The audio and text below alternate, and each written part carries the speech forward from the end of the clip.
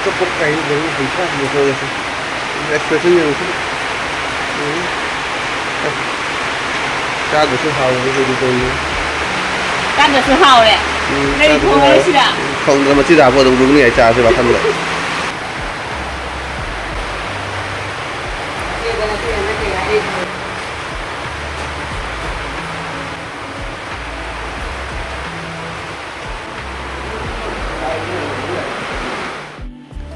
Good morning, mayam punamak.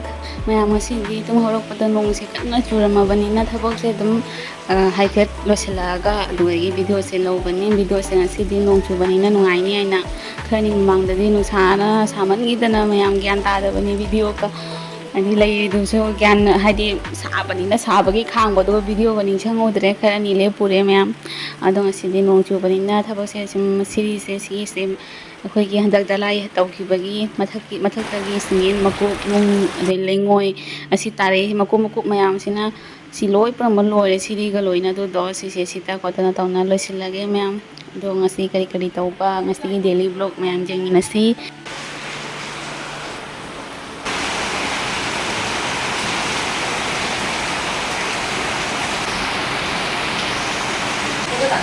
ꯇꯨꯡꯗ ꯆꯥꯛ ꯍꯤꯟꯖꯥꯡ ꯊꯣꯡꯕ ꯅꯨꯡꯉꯥꯏꯅꯕ ꯍꯥꯏꯅ ꯏꯁꯤꯡ ꯊꯛꯄ ꯋꯥꯗꯅꯕꯒꯤ ꯂꯥꯏꯅ ꯏꯁꯤꯡ ꯄꯤꯅꯕꯤꯔꯦ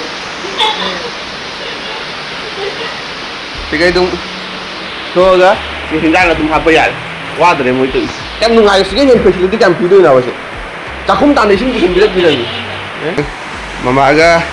ꯃꯥꯒꯅ ꯏꯁꯤꯡ ꯕꯣꯇꯜ ꯂꯩꯇꯦ ꯌꯨꯝꯗ ꯑꯗꯣ ꯏꯁꯤꯡ ꯂꯩꯔꯒ ꯋꯥꯏꯕ ꯏꯁꯤꯡ ꯕꯣꯇꯜ ꯑꯗꯣ ꯏꯁꯤꯡ ꯕꯣꯇꯜ ꯑꯩꯅ ꯂꯩꯔꯛꯏꯃꯤꯁꯦ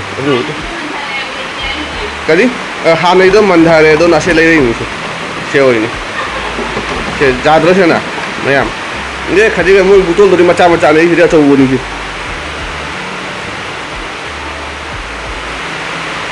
दो अच्छा वो बुतोल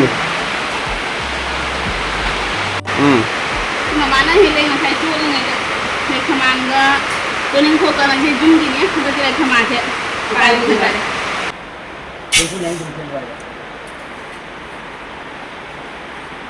Bisa gede kayak gini.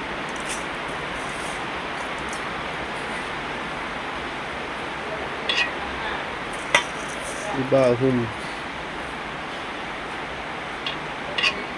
Nazi.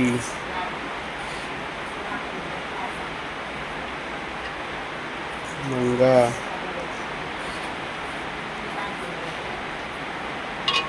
Turut.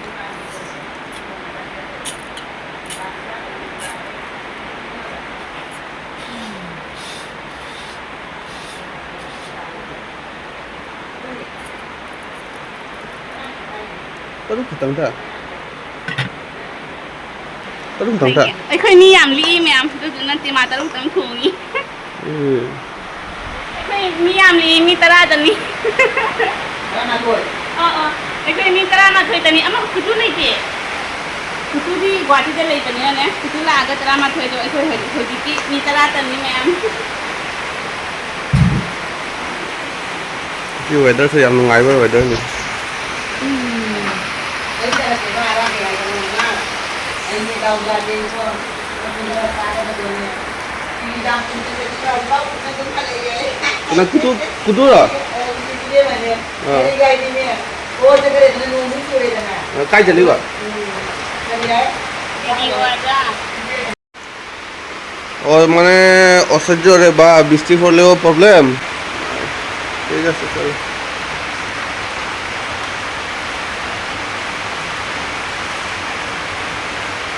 Ari no ni.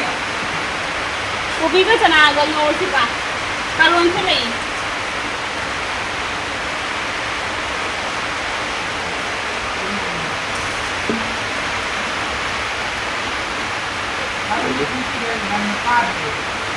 Jadi kalian dulu. Kalau namun ni ke ko ja. ngarang se lei ni ka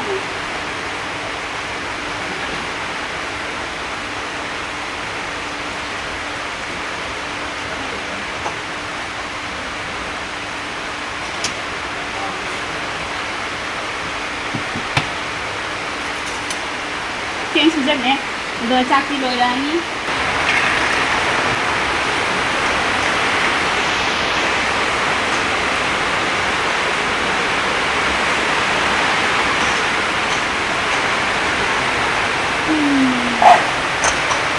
ꯐꯕꯅꯤ ꯍꯩꯇ꯭ꯔꯥ ꯆꯄꯣꯛ ꯀꯥꯏ ꯂꯩ ꯍꯩꯇ꯭ꯔꯥ ꯃꯈꯣꯏꯒꯁꯦ ꯑꯦꯛꯁꯄ꯭ꯔꯦꯁꯟ ꯌꯦꯡꯉꯁꯤ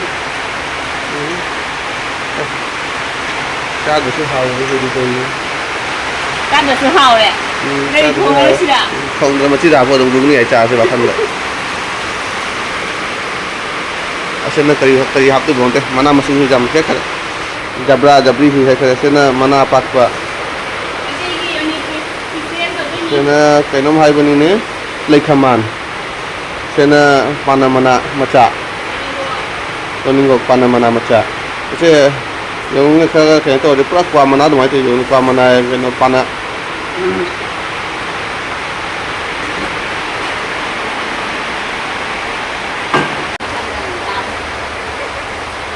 ꯑꯩ ꯇꯧ ꯂꯩꯔꯤꯕ ꯈꯪꯗꯦ ꯑꯌꯨꯛꯇ ꯏꯁꯤꯡ ꯀꯩꯅꯣꯒ ꯊꯝꯗ꯭ꯔꯥ ꯃꯄꯥꯟ ꯂꯣꯏ ꯍꯨꯟꯗꯣꯛꯏꯕ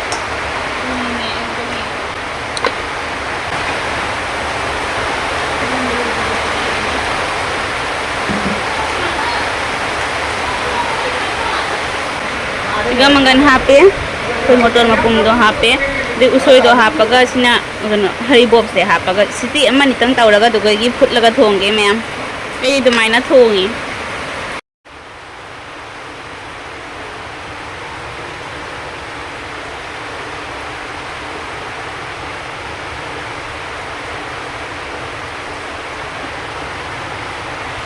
Semaina uti tau ba se sing mana ka HP di hao bani do sing mana di lai te do se sing se kitang ka HP hadi kha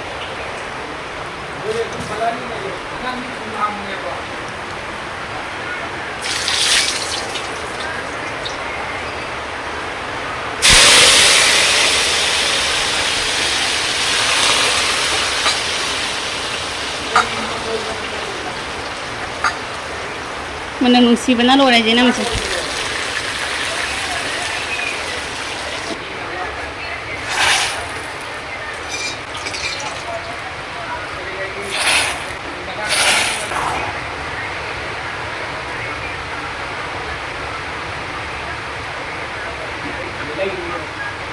Kami sama itu nasi tiama ni ga tau raga ngatang sahur laga dum loya ni jang taksu mai khuwa wa kare chanin na e taksu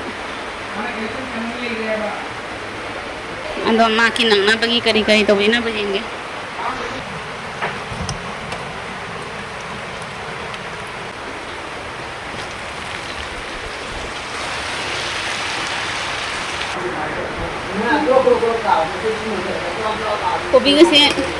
kopi ka chana ga ma khong to ga ni ne moro te pakra soi jal lage sida papa na soi bire ni kopi ga se ayuki papa se na soi nu ka ya de papa na kopi ga soi ra pisan le engonda ada chana ga tiga ma ngaure da maksu haji pung mapan gi da chat lia ba office e amung suni panda amung su tet makhai thabak to ngan na dum thok ta ya da dingan ngana thoi do ngasi di mapan gi do chakan yem duna uti su loi re chak su kat oi khre loi re ngasi hello everyone mayam pula mapu khanjari apna kan channel na mayam pula puta am chari mayam hendak mara sini dam sai ko hendak ngarang dei tani nong chu rei se hendak khan ni se saman gi na gyan da dre duna video ka ko lau dre se sa ba se ga ado phare ne mayam asi se ai he wa singa ji phare ni se hai do re yang tahu dah ayu kai tahu betul di daily vlog ki ID thapang lesson bai do di video lo pangam de no se ngasi di kan na chu bani na ne makha da chu mathak ta su do isi sita kota ta na adi lo salak pagi ayu si di mam puna masu khangi dani langi na thabak se karle ba ko khara ngasi da mama su makha da drain kai ka sing dana mama na sing ni ngasi loina kuina su chot le mayam se phare mayam ayu ki video do lau dare do thong na ma ke hadi thong ba thak pa se do uti thong jal le kai tauri ma then to mayam da dum haji video se jinga khangro bani na hai roi ke mayam da chakti lo selam ai duni ado haji kumma ka ma ki kai to bodo yin na si duga mayam gi su horen nasi gi daily vlog ki oina nasi gi kai tauri da mayam jangi nasi din da se nasi ti nungai ado jing si nasi gi di ma karen se chat khare mayam video se ma ka thang jeng nasi ado du yung gi lai house lo si le ngarang gi lai haw ni pese lain thoda ngarang imung da kat pagi ni si se adon tum ngasi sujum takat tek na dai ram itu do na ngasi chinjal le like loire do ꯌꯦꯡꯃꯤꯟꯅꯁꯤ ꯚꯤꯗꯤꯑꯣꯁꯦ ꯑꯩꯒꯤ ꯆꯅꯥ extra ꯑꯩꯅ special ꯃꯅꯨ ꯇꯥꯏ ꯑꯁꯤ ꯑꯩꯒꯤ ꯆꯅꯥ ꯉꯧꯕ ꯃꯌꯥꯝꯒꯤ ꯕꯖꯥ ꯕꯥꯖꯤ ꯑꯩ ꯈꯔ ꯊꯦꯡꯉꯦ ꯃꯇꯝ ꯅꯪꯗ꯭ꯔꯦ ꯑꯩꯅ ꯃꯥꯅ ꯑꯩꯒꯤ ꯆꯅꯥ ꯈꯔ ꯉꯧꯔꯦ ꯄꯥꯄꯟꯒꯤ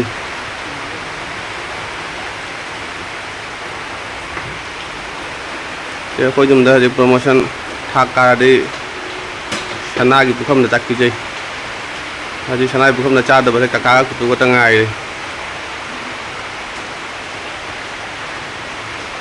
ꯌꯥꯔꯦ ꯆꯥꯛ ꯌꯥꯝ ꯍꯥꯞꯀꯅꯨ ꯌꯥꯔꯦ ꯁꯟꯗꯣ ꯆꯥꯛ ꯌꯥꯝꯃꯦ ꯅꯨꯡꯗꯥꯡꯒꯤ ꯆꯥꯕ ꯑꯗꯨꯃꯥꯏꯅ ꯀꯌꯥꯝ ꯍꯥꯞꯈ꯭ꯔꯃꯣ ꯌꯦꯡꯉꯣ ꯑꯩꯉꯣꯟ ꯇꯥꯁꯤ ꯌꯥꯝꯗꯦ ꯍꯥꯕꯤ ꯁꯤ ꯑꯍꯨꯝ ꯌꯦꯡꯉꯨꯅꯦ ꯃꯔꯤꯗꯅꯤꯀꯣ ꯁꯤ ꯌꯦꯡꯉꯨꯅꯦ ꯃꯌꯥꯝꯁꯦ ꯄꯨꯈꯝꯁꯦ ꯄꯨꯈꯝ ꯊꯜꯂꯦ ꯑꯗꯨꯕꯨ ꯆꯥꯛ ꯌꯥꯝꯗꯦ ꯍꯥꯏꯁꯤꯅꯦ ꯌꯦꯡꯉꯨꯅꯦ ꯁꯟꯗꯣꯏꯅꯤ ꯄꯨꯈꯝ ꯄꯤꯛ ꯊꯜꯂꯦ ꯌꯥꯝꯗꯦ ꯈꯥꯏ ꯑꯍꯟ ꯑꯣꯏꯕꯗꯒꯤ ꯆꯥꯛꯃꯥꯡꯁꯦ ꯈꯔ ꯂꯧꯊꯣꯛꯑꯦ ꯑꯗꯣ ꯃꯥꯒꯤ ꯈꯥꯏꯔꯦ ꯃꯥꯒꯤ ꯅꯪꯉꯔꯣꯏ ꯍꯥꯏꯁꯦ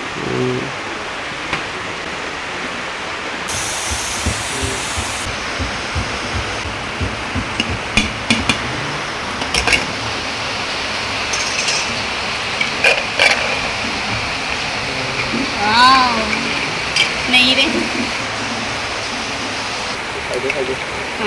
마su ꯊꯦꯡꯖꯜꯂꯛꯑꯦ 1:30 ꯇꯥꯁꯤꯜꯂꯛꯑꯦ ꯃꯌꯥꯝ 8 ꯇꯥꯁꯤꯜꯂꯛꯇꯣꯔꯦ ꯉꯥꯀꯤ ꯈꯥꯏꯗꯣꯛꯑꯦ ꯃꯍꯤ ꯍꯥꯞꯄꯛꯀꯦ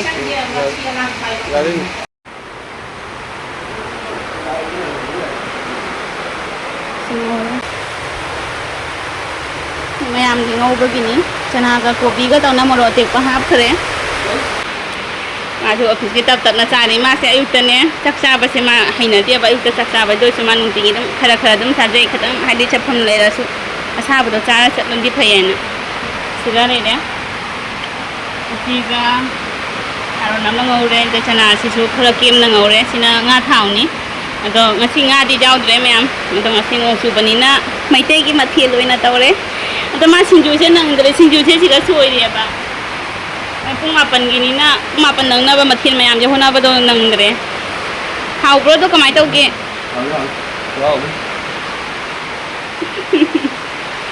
ꯃꯥꯅ ꯆꯥꯛ ꯂꯣꯏꯔꯛꯇꯣꯔꯦ ꯃꯥꯁꯦ ꯆꯥꯕ ꯁꯥꯔꯦ ꯀꯥꯔꯣꯟ ꯕꯖꯥꯔꯗꯣ ꯀꯃꯥꯏꯅ ꯇꯧꯋꯦ Karun bazarnya mati ini. Tahu ini.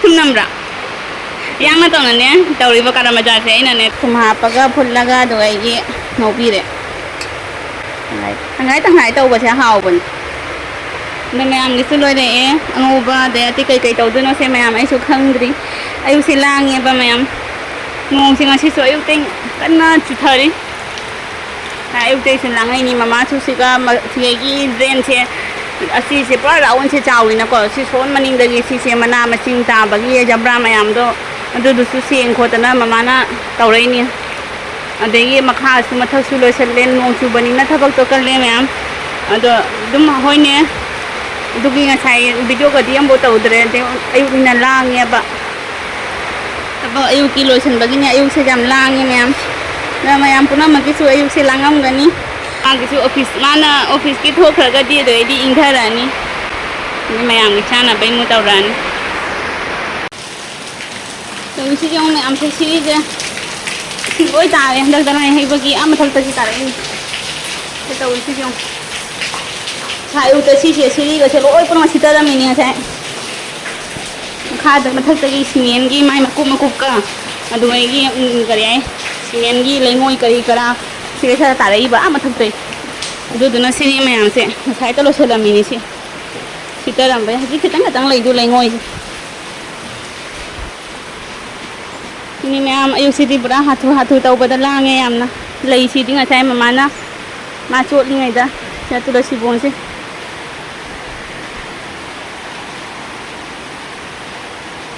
ꯂꯩꯁꯤꯗꯤ ꯁꯤꯗ ꯀꯠꯂꯦ ꯇꯨꯂꯁꯤꯕꯣꯡꯗ ꯑꯗꯨꯒ ꯀꯩꯅꯣꯅ ꯑꯒꯔꯕꯇꯤ ꯊꯥꯕꯗꯨꯅ ꯃꯥꯡꯒꯣꯟꯗ ꯑꯣꯏꯅ ꯊꯥꯜꯂꯦ ꯙꯨꯞ ꯊꯥꯕꯗꯣ ꯃꯥꯁꯨ ꯍꯧꯖꯤꯛ ꯂꯣꯏꯁꯟ ꯂꯣꯏꯔꯦ ꯆꯥꯕꯁꯨ ꯂꯣꯏꯔꯦ ꯃꯌꯥꯝ ꯍꯧꯖꯤꯛꯇ ꯃꯇꯦꯛ ꯄꯨꯔꯥꯟꯗꯤ ꯃꯇꯦꯛ ꯃꯌꯥꯝꯅ ꯊꯦꯡꯅꯔꯦ ꯑꯗꯣ ꯃꯥꯁꯨ ꯍꯧꯖꯤꯛ ꯆꯥꯛ ꯇꯣꯛꯂꯦ ꯍꯥꯎꯕ ꯉꯁꯤ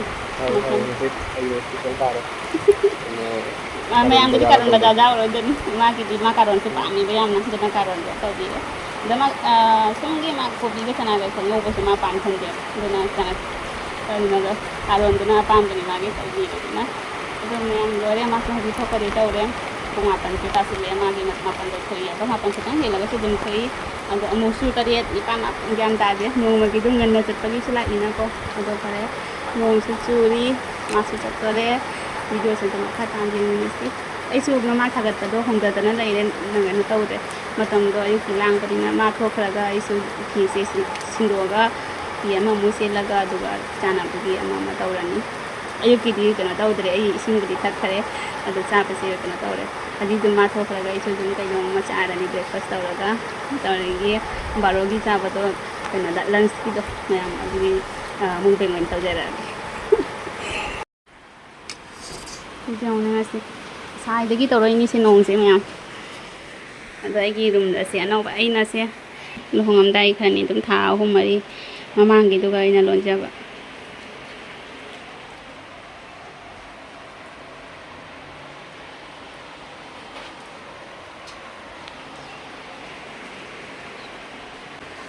Zabra ma'am. Siga leire, siga lon bagi saya ti ngau da kha thele de se sinna flower pot ni da flower di thetre siga ina hi clip crush ga ma hapsena thame siga phi pho ba da nungai na ne mata cha khre se sina ni ma'am duga masu thotore sina khamba thoi bi ki video thang ke ba dune ma'am khamba thoi bi da siga I dressing da ina siga magi wang ba se dressing da ina chap cha khare ba du na siga ina thamme Yang kau di sana humang kange. Humang su kange ma nong su chui tawri se ai ki thamam mano ai ada thakke ada le hori yam thak to ba sil to jong Magi. se ma ki ai ne thak to Kau tahu ai tu yang tu Kalau rồi ai to tingi ma chat pa yad re kai no hai do pa si do lo lai ko ma ga khajan to man thoi kisna da tham ya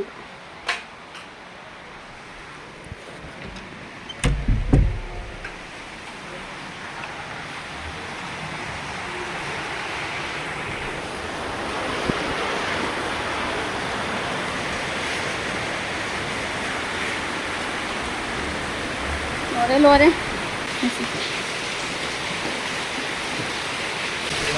गाड़ी अच्छा बप्पू होने Đấy tầm năm chứ. गाड़ी में साथ तो तब ना था को ये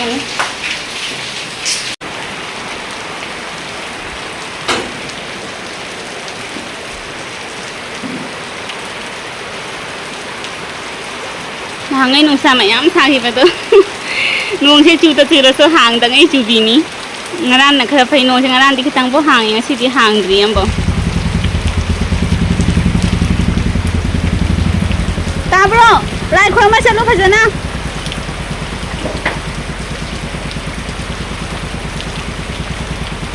bye bye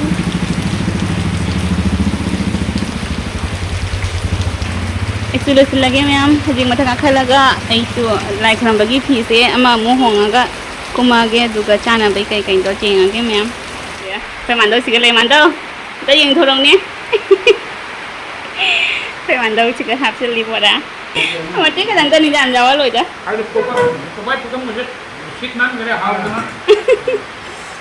hào rồi anh sih papa saya ketemu pula ke sinju di teh ni sinju ketemu pula ke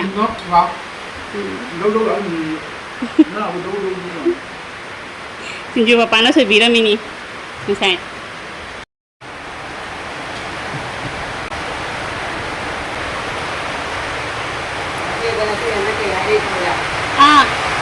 ini namun ini gini na kali dekat Em là tao mami sih kan? nung cara jaga terus Si nong ba chuba si ga chiche do si pung manga dagi makhong hamda re kampung nongai te chiche do ichem han do ado do na ma cha ba jaw dre do hingang budi dum kena taw re uti do kha kang na dum taw cha ra te di thau yaw ba si di cha dre sai ma bai cha ba gi du ga mak cha bai du ga punna ma si chiche chu kha ma thak ta dum cha khara de hidak cha khara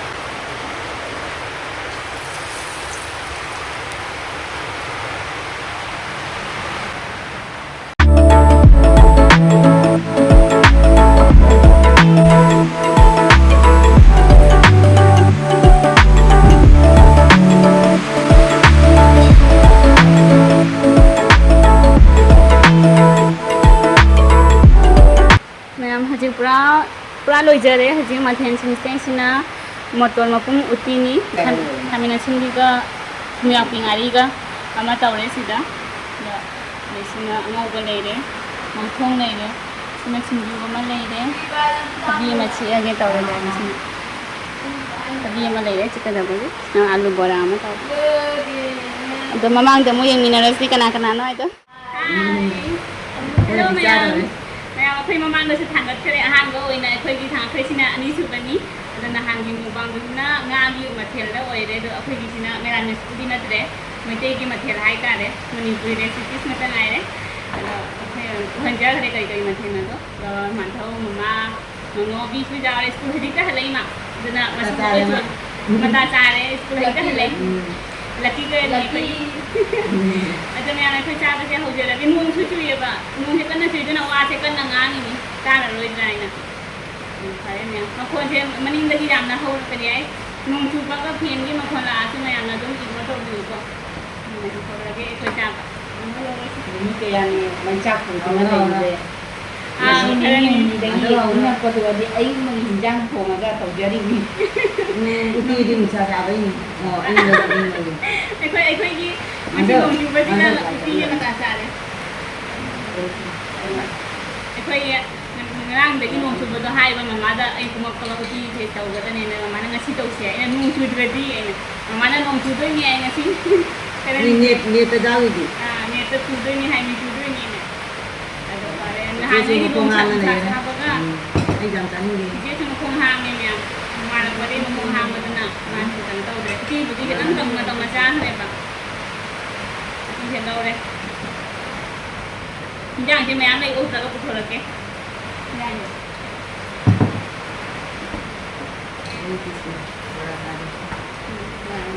làm một cái này mua một cái này taruh một chút đây mua mình chỉ cần các hạt vào đây Ini bisa apa? sudah sudah ya nih Sudah. karena tuh sudah ngomong loh kami nggak ya sudah ya Itu dah bisa sih doh.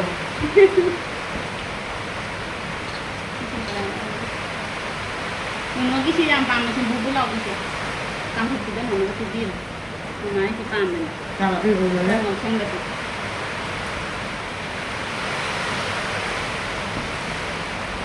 Yang cakap orang yang ibu dia mana? Ini apa ini? Ini bertanya ni. Ini kan ini. Ibu dia. Cocok lah. Hari ni apa tahu itu aku kena aku ahan pada tu nak. Punya tu selalu dia, punya tu tu nak tahu dia.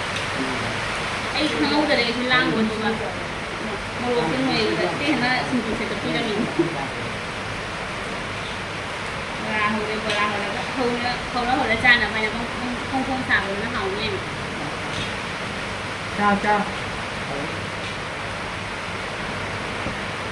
Rồi đây nha. Nó đi học bro. Rồi đi. Nó đi laki ni. Aku lu dah pernah mai sekolah aku cakap. Mà thêm nhé, rồi là còn mai lại. Tập tám rồi.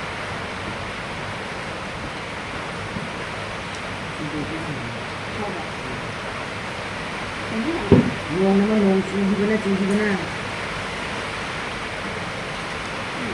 Ông có thể làm gì bắn làm những cây mà nó hay như vậy. Mình chắc cũng ada ni. Tahu tu lah. Chắc mình làm ni. Mà làm thế là mình chỉ bắn lại. Nó chỉ được. Aku ni aku ni.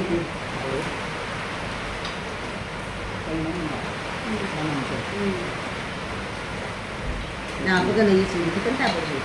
Ni que me manda me am sali berkusado. Muka si pura eu bi. Muka kaman ni dana kanda video balau dere me. Gyan ta da dani kaman ni dana. Kau thong ma ke sa. Malam na cha kan lo jelo ke ngi ngai cha kan lo jelo ke ne. Cha ba do ko na phang ke cha so kai dia. Aku ni làm sai rồi. Kita punya jam saya, mesin udah. Tindakan lah apa sini?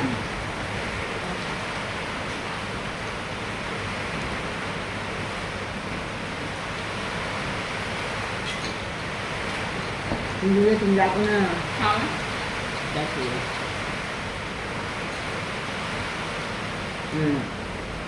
Cak mana tu cak? cái thằng này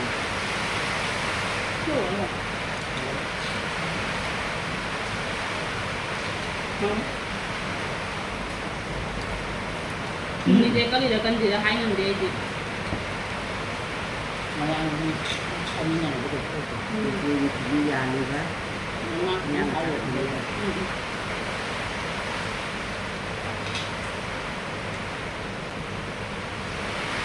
nhưng mà cái xuống đây về từ từ đi Ngoan cái hàng thì nó thay cái chủ đề. anh làm thì Dia kan jam.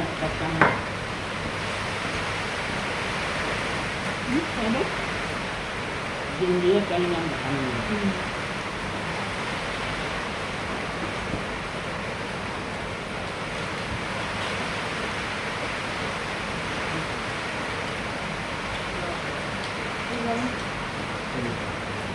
Ini kayak apa dia?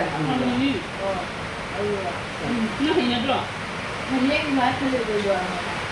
Hầu rồi. Hầu đi. Ra như vậy. Yung nangasi may intahan din. Mà không nên là trai này. Ano ang laman yun? Nung una sa kalawa ay na. Chạy hay là không phải. Yun na.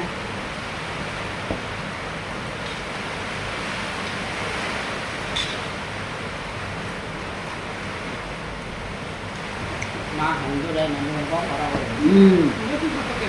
Yun malay mo, di pati ba? Yun malay yun. Yun ito yun. Kaya namin sari ba? Má thì lừa mua việc.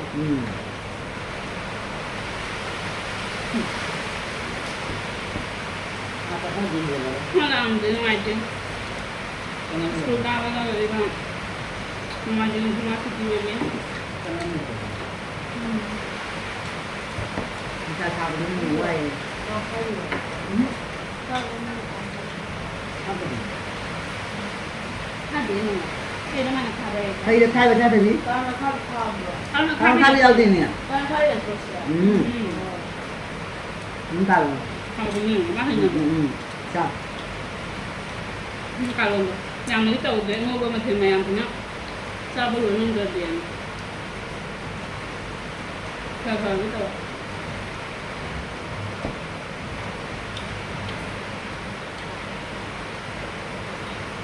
Mà thì chẳng của là vậy.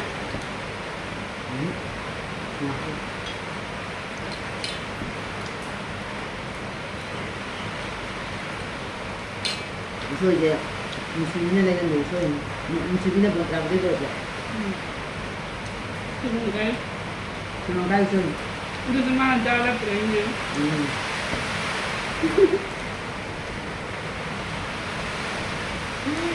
Mình chân nha. Cái này bị nó trăng mà. Ang do Đây dai. đây. Chị à. Hàn nếu hàn đầu ra của mua. Juga ni join na hay man isi sakkan niya niya. Mana hay man nagsya rồi. Hadi ko na mathang ke sakkan niya niya. Hindi masari ya ni join. Say. Nó gì là khi mà cũng tranh trọng. Ay ke. Ta ta. Hindi ako na. Tao đi dạy. Cho cả nhà. Cho cái Chắc là tao đi đến đâu rồi. đúng cho tôi. Thế mình dạy rồi.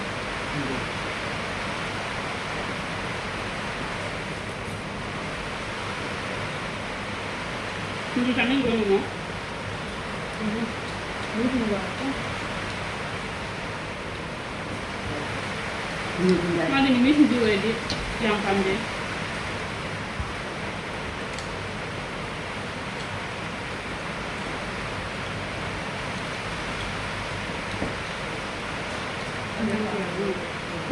Ito lang lang kita ba? Ah, tingnan ko na. Di sini. Saya Di di sini sini juga. sendiri tinggal ini kan ini.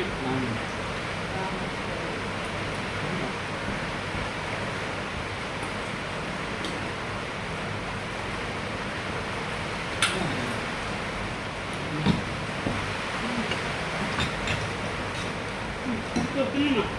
Dai. Itu kenapa? Ano yun? Itu Uy. Ano yun ito? Mana kalau kita tahu.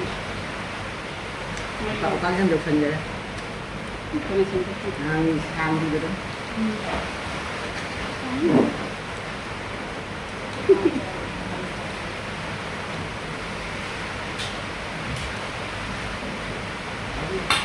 Ini tuh hati. Kau bilang aku tuh dulu. Nono sini pangis. Ini apa tuh? Dua. Nang juga nih. Kau cuma yang ni juga. Bijak bijak. Yang ni. Siapa nih? Itu nanti. Sana ini. Mesti sana loh. Menurut kami ini dong jatuh jangan. Jatuh. Kami 아니 다리를 짜고 in love lagi ni.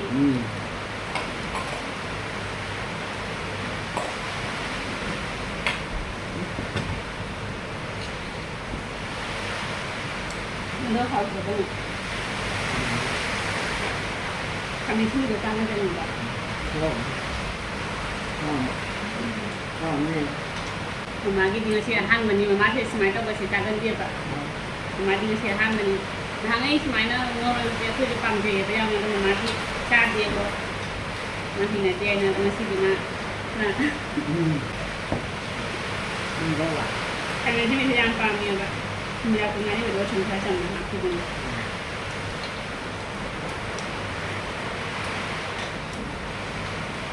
Mau. Hindi desa ka mo. Ang dalawa ka. Kaya sabi mo ka. Kau ni bi.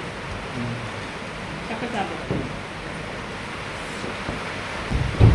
Di pulau. Hindi ko na ito. Ini sini kan. Ini kan sudah bumbu. Apa kali? Aku baru begini. kapan-kapan nambah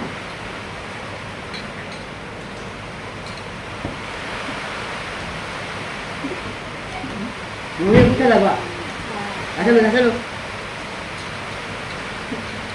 Ini sak lang ni jangan lodo le man. Tak lodo le.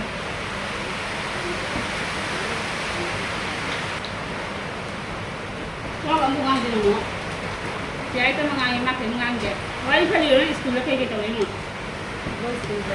terus ngasih aja enak jangan lagi saya lagi saya kemana lagi orang apa terus jadi pun ama amira kaya na juga masih dengan gampan punya jangan kaya itu Apa tak baca dulu. maka tapi mana enggak ini masih pun school pun tere makanya tulis na ini kamu Kau ini nih, kau jangan nak hang itu. Oh, bisa sabi. Oh,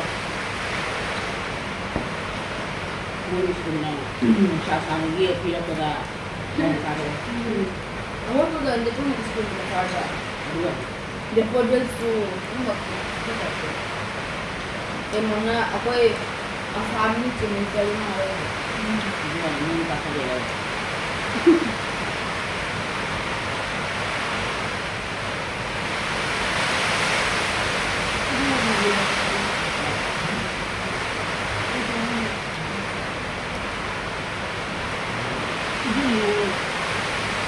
ini lem tu ada. Ha, Enggak, enggak. boleh.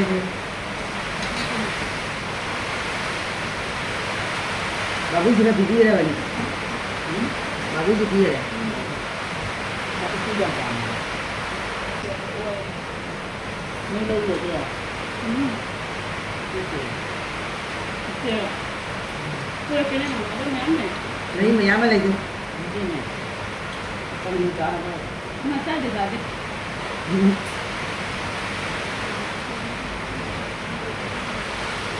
Itu dia. ini menang. Naam की ठंडी जाओ. Ini kan dia pun dia. Kan dia pun.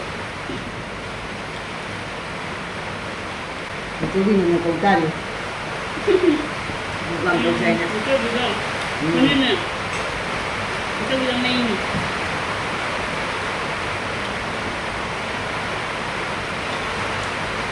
Itu beri saya masuk ke tempat.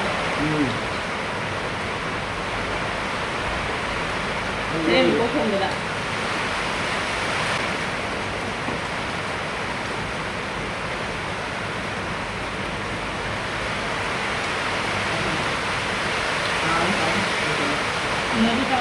Nó xin đi ra chơi rồi. Ngu cái gì? Anh em xin đi học đâu rồi? Học đâu vậy? Không có làm gì cả học đâu. Anh không biết lấy. Sao lại không được gì? Đi mà đi được. Nhái hai người hơn nhiều làm cái bữa. Nó đâu là người à? Ui. Nhái cầu đi. Không, không nên được. Nhái cầu đi thì sao tỉnh? Ấy cứ mà làm sao? Anh giờ nào mình đi mà tôi đi.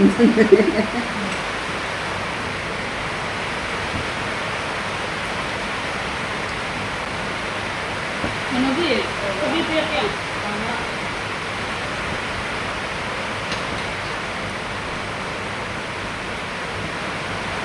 Mulukit ka dyan, sari.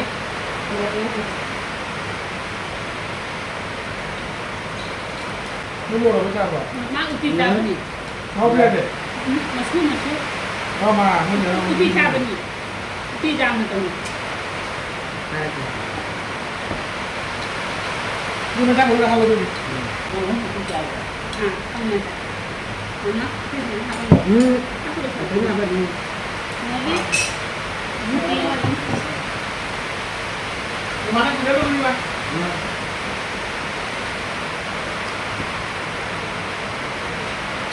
Mulukit doon eh. Mulukit. Sa dyan yung bahan nila Nó mới thấy được thằng cả. Thấy thằng nó cả.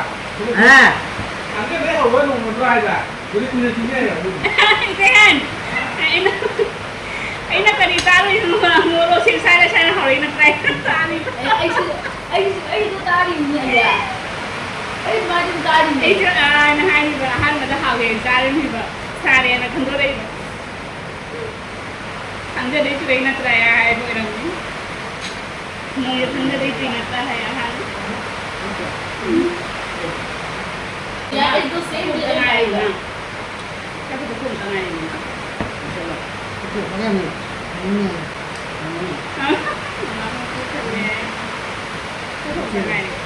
Itu masa deh.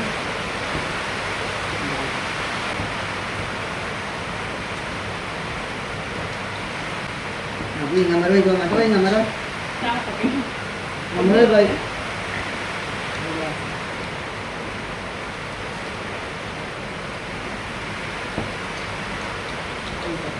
Ay semua ngamar oi.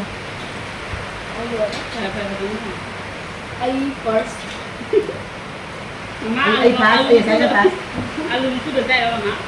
Kuha lang kasi. Ay pakaura ay semua bisa nih. Minum sabi. Ngaku masih mau bisa nih. Minum ito. Sambil na.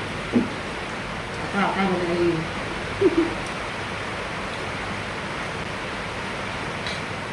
Ay siguro na sandali chapchado rin ang sinong mo doon may sakit ang. Ngamar oi boy.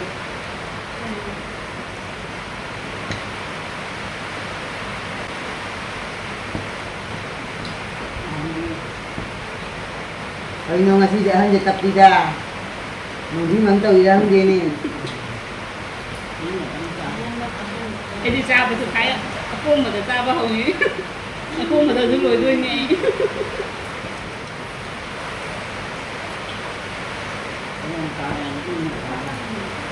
Chắc cha trả quà đã đi.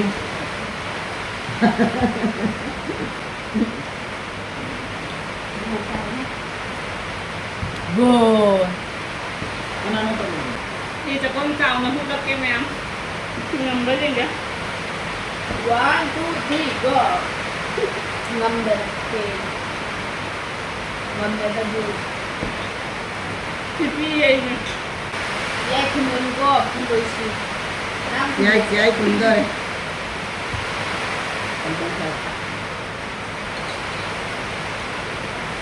Sa kung ay pala. Nào đấy. Alu beras ini eme, sindi ini eme. Tidak. Dalam dada dapur kemana? Mungkin kali ya. Yang sabi ko deh. ꯃꯣꯔꯣꯛꯁꯨ ꯁꯥꯔꯤꯕ ꯂꯣꯏꯔꯦ ꯑꯩꯁꯨ ꯄꯨꯈꯝꯁꯦ ꯂꯣꯏꯔꯦ ꯑꯩꯁꯨ ꯂꯣꯏꯔꯦ ꯄꯨꯈꯝ ꯈꯤꯇꯪꯇꯅꯤ ꯂꯩꯔꯤꯕ ꯉꯝꯗ꯭ꯔꯦ ꯈꯤꯇꯪꯗꯣ ꯃꯃꯥ ꯉꯝꯗ꯭ꯔꯦ ꯃꯕꯨꯛꯁꯦ ꯉꯝꯗ꯭ꯔꯦꯅ ꯆꯥꯗ꯭ꯔꯦꯕ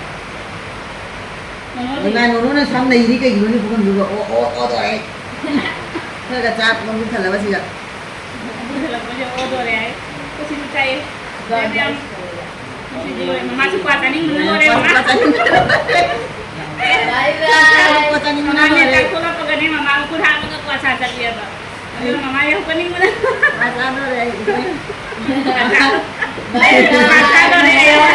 ꯀ꯭ꯋꯥ ꯆꯥꯗꯣꯔꯦ ꯑꯩ ꯃꯃꯥꯅ ꯐꯔꯦ ꯐꯔꯦ ꯃꯌꯥꯝ ꯍꯥꯎꯔꯦ ꯍꯥꯎꯔꯦ ꯍꯧꯒꯠꯂꯒꯦꯀꯣ ꯍꯧꯒꯠꯂꯣ Hi hi. Bye bye. ꯃꯈꯨꯠꯁꯦ ꯁꯥꯔꯦꯅꯦ ꯐꯖꯅ Yung do. Ay maganda is wala ya mo. ꯍꯥꯎꯔꯦ ꯃꯌꯥꯝ ꯂꯣꯏꯔꯦ ꯍꯧꯖꯤꯛ ꯑꯩꯈꯣꯏꯒꯤꯁꯤ ꯀꯩꯅꯣꯇꯅꯤ ꯂꯦꯡꯉꯤꯁꯤ ꯌꯦꯡꯉꯨ ꯁꯤ ꯑꯃ ꯂꯦꯡꯉꯤ ꯑꯅꯤ ꯈꯔ ꯂꯦꯡꯉꯤꯗꯨꯁꯨ ꯃꯁꯛ ꯊꯤꯔꯦ ꯃꯁꯛ ꯊꯤꯕ ꯑꯅꯤ ꯈꯔ ꯂꯦꯡꯉꯦ Akaba. ꯂꯣꯏꯁꯟꯕ ꯉꯝꯗ꯭ꯔꯦ ꯑꯗꯨꯒ ꯁꯤꯡꯖꯨꯁꯤꯁꯨꯅꯤ ꯆꯣꯠꯊꯔꯛꯑꯦꯕ ꯁꯤ ꯂꯥꯁꯇ ꯑꯩꯅꯇꯅꯤ ꯆꯥ ꯂꯣꯏꯔꯛꯏꯁꯤꯁꯨ ꯁꯤ ꯈꯤꯇꯪꯇ ꯂꯦꯡꯉꯦ ꯁꯤꯡꯖꯨꯁꯦ Ay sinjo ꯑꯗꯣ ꯍꯤꯟꯖꯥꯡꯁꯤꯗꯤ ꯍꯥꯎꯏ ꯍꯤꯟꯖꯥꯡꯁꯦ ꯌꯥꯝꯅ ꯍꯥꯎꯔꯦ ꯑꯗꯣ ꯑꯅꯤꯔꯛ ꯅꯣꯠꯂꯦ ꯍꯤꯟꯖꯥꯡꯁꯦ ꯌꯥꯎꯗ꯭ꯔꯦ ꯑꯗꯨꯒ ꯁꯤꯁꯨ ꯌꯥꯎꯗ꯭ꯔꯦ ꯁꯤꯁꯨ ꯂꯣꯏꯔꯦ ꯑꯇꯩꯉꯩꯗꯤ ꯂꯣꯏ ꯂꯣꯏꯔꯦ ꯈꯔꯤ Baji baji. Baji. भाजी खितंतनी से नोनोज आम चागिद्रे नोनोदी सी खमिन सी बिसे पामियो मा सी चाहे सी नोनो सु चा नोनो चाला मदि लेररोदन Ah. मोरोक सु छाति दे जाम थारे केनो तौ नोई माने पिंजुगी मोरोक कंग बसे निना रा गंगे जाम थारे बा अरे मैम अजी ऐसी लोरमदाई लगे चाबा लोरमिना अदो मैम हजिकी ओइनाती मस्ती की वीडियोस तंतांग की बे बाय बाय